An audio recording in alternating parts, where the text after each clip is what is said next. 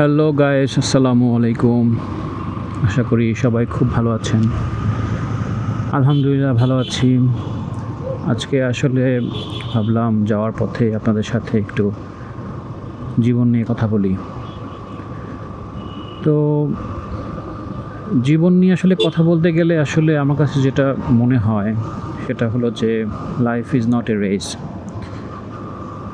দেখা যায় কি যে আমরা আসলে একটা রেসের মধ্যে থাকি, যে আমাদের সাথের অমুক লোক অমুক কিছু করে ফেললো, আমার বন্ধু তো এটা করে ফেললো, ওটা করে ফেললো, আমি এখনও কিছুই করতে পারলাম না। তো সেটা আসলে আমার কাছে মনে হয় যে এটা একটা রেস না, যে আপনাকে সবার আগে গিয়ে পৌঁছাতে হবে। এটা একটা আসলে কন্টিনিউয়াস প্রসেস। আসলে লাইফটা কচ্ছপের গতিতে যাওয়াটাই আমার মনে হয় বেটার। কারণ একটা সময় তো আসলে আমাদেরকে সবাইকেই এই দুনিয়া ছেড়ে চলে যেতে হবে, তাই না? আপনি তো সারা জীবন বাঁচতে পারবেন না, যে কোনো সময় আমাদেরকে ডাক পড়তে পারে। সো এটা আমার কাছে সবসময় মনে হয় যে আমাকে এত দ্রুত এটাই করতে হবে, এই অ্যাচিভমেন্ট করতে হবে, ওই অ্যাচিভমেন্ট করতে হবে। ব্যাপারটা এরকম না। আমার কাছে যেটা মনে হয় যে আল্লাহ তাআলা আপনাকে যা লিখে রাখছেন ঠিক সেটাই আপনি পাবেন। তবে আপনাকে পরিশ্রম করে যেতে হবে, অধ্যবসায় করে যেতে হবে। দেখেন, দুনিয়ার আসলে সব কিছুই কিন্তু রিপ্লেসেবল, তাই না? আপনি ধরেন একটা প্রতিষ্ঠানে কাজ করছেন, আপনার পোস্টিং চেঞ্জ হতে পারে, আপনার চাকরিচ্যুত হতে পারেন আপনি, অথবা আপনার অন্য জায়গায় চলে যাওয়া লাগতে পারে। দেখবেন ঠিকই কিন্তু আপনার জায়গায় আরেকজন এসে আপনার কাজ ঠিক মতোই করছে। আপনার মতো না করতে পারলেও আপনার সাথে হয়তো বা খারাপ বা আরও বেশি ভালো করতে পারে। সো পৃথিবীর সব কিছুই আসলে রিপ্লেসেবল। সো আপনি এটা কখনো ভাবতে পারবেন না যে আপনি ছাড়া দুনিয়া চলবে না, বা আপনি ছাড়া অমুক কাজ কেউ করতে পারবে না। পারবে, আসলে বাড়ার লোক আছে। এই জন্য আসলে আমাদের লাইফ নিয়ে আসলে এক্সপেকটেশন থাকবে, কিন্তু আসলে খুব বেশি এক্সপেকটেশন থাকার আসলে কিছু নাই তেমন। শুধুমাত্র আপনাকে যেটা করতে হবে যে আপনাকে এমনভাবে আপনার জিনিসগুলোকে রেখে যেতে হবে যাতে আপনার পরবর্তী প্রজন্মের মানুষরা আপনার চাইতে একটু আরামে থাকতে পারে।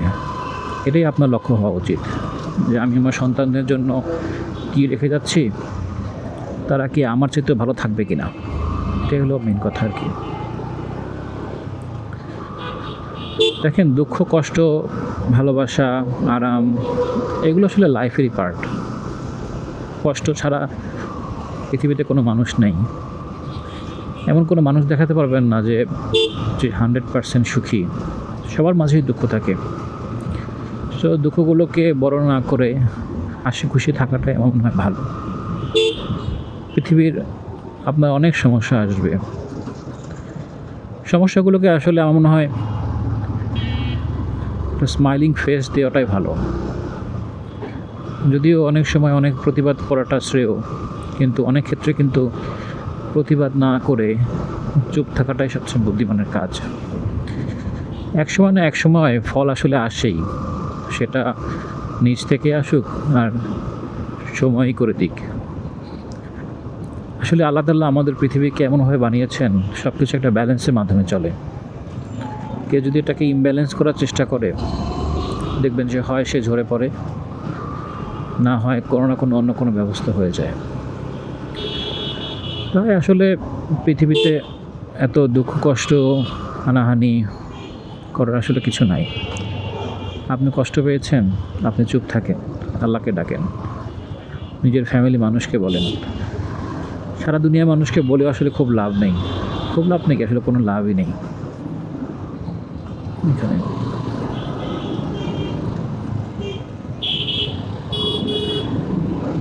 তো ট্রাফিক আজকে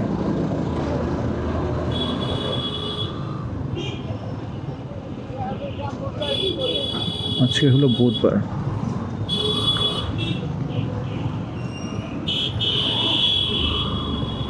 চলে আসলাম অনেকদিন।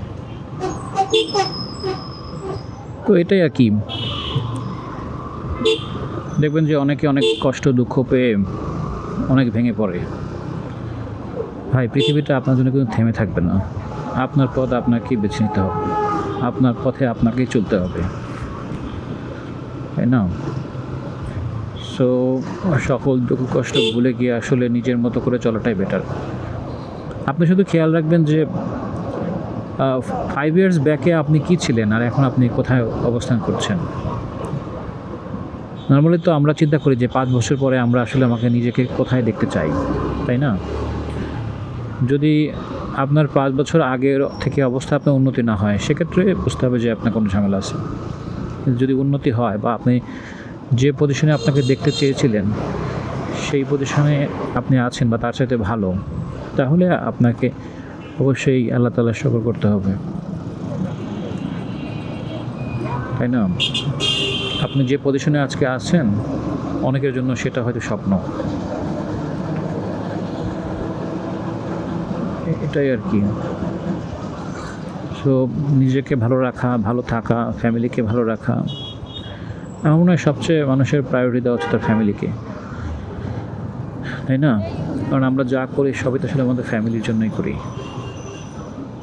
ফ্যামিলিকে খারাপ রেখে নিজেরা তো আসলে ভালো থাকতে পারবো না। এটাই আর কি। আজকে অনেক ট্রাফিক মনে হচ্ছে সদরের মধ্যে।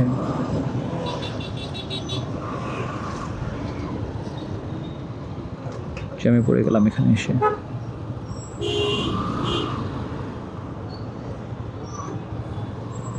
টুকটুক করে গাড়িগুলো যাচ্ছে, আমি একটু পার হয়ে যাই এদিক দিয়ে।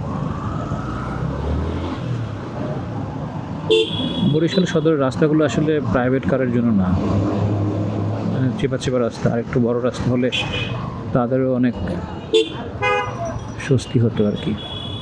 আর এত অটোগুলোর জন্য আসলে চলাফেরা করাই মুশকিল।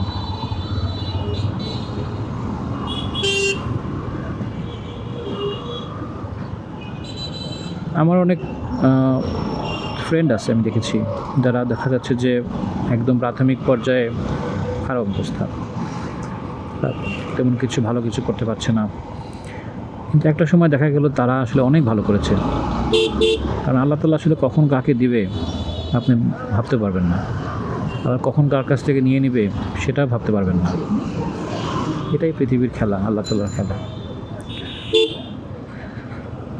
এটাই আর কি। আল্লাহ চাইলে সবই পারেন। আজকে দেখেন লস অ্যাঞ্জেলসে যাদের এত কোটি কোটি টাকা দামের বাড়ি ছিল, সেই বাড়িগুলো আজকে একদম মুহূর্তে ধুলোয় মিশে গেছে, তাই না? একদম রাজা থেকে একদম ফকির হয়ে গেল, তাই না? সো একদম মুহূর্তের মধ্যেই, কে জানতো তাদের বাড়ি, এত সুন্দর সুন্দর বাড়িগুলো এভাবে নষ্ট হয়ে যাবে। তো এটাই আর কি, যে ভালো থাকা, নিজেকে ভালো রাখা, সৃষ্টিকর্তাকে স্মরণ রাখা, এটাই আমাদের হওয়া উচিত। সবাই ভালো থাকবেন, দেখা হবে অন্যদিন অন্য কোনো বিষয় নিয়ে। আসসালামু আলাইকুম।